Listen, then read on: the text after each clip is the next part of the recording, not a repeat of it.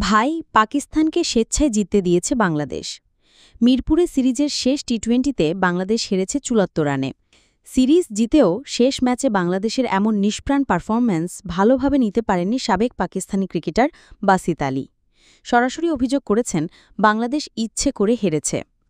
নিজের ইউটিউব চ্যানেলে বৃহস্পতিবার প্রকাশিত ভিডিওতে বাসিত বলেন, বাংলাদেশ সিরিজ জিতেছে, তাদের কৃতিত্ব দিতেই হবে। কিন্তু আজ তারা একদম আলাদা মুডে খেলেছে। তারা চেয়েছে পাকিস্তান যেন একটা ম্যাচ জেতে।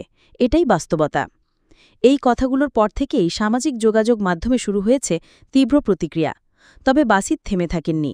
বাংলাদেশে ফিল্ডিং ভুল আর ব্যাটিং ভেঙে পড়া নিয়ে আরও বলেছেন, সাহিবজাদের ব্যাটিং পুরো ম্যাচ একতরফা করে দেয়। আর তার প্রভাব বাংলাদেশে স্পষ্ট ছিল। তাদের ব্যাটিং বালুর দেয়ালের মতো ধসে গেছে।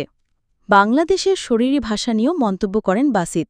বলেন, তাদের দেখে মনে হচ্ছিল এটা খুব একটা সমস্যা না। মনে হচ্ছিল ওরা আমাদের ভাই, প্রতিবেশী, একটা ম্যাচ ওরাও জিতুক।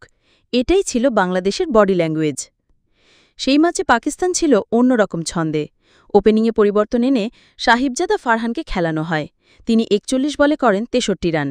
এরপর হাসান নওয়াজ ১৭ বলে করেন ৩৩, আর মোহাম্মদ নওয়াজের ১৬ বলে ২৭ রানের ঝড়ো ইনিংস পাকিস্তানকে ১৭৮ রানে নিয়ে যায়, যা সিরিজের সর্বোচ্চ দলীয় স্কোর। বাংলাদেশের জবাবটা ছিল হতাশাজনক। ১৬.৪ ওভারে ১০৪ রানে গুটিয়ে যায় তারা। মোহাম্মদ সাইফুদ্দিন ৩৪ বলে ৩৫ রানের লড়াকু ইনিংস না খেললে ও পাকিস্তানের দেওয়া ১৩টি অতিরিক্ত না পেলে হারটা আরও লজ্জার হতো। ব্যাটিংয়ে সাইফুদ্দিন ছাড়া ২ অঙ্কে পৌঁছাতে পেরেছেন কেবল নাইম শেখ, যিনি ১৭ বলে পড়েছেন ১০ রান। ধন্যবাদ।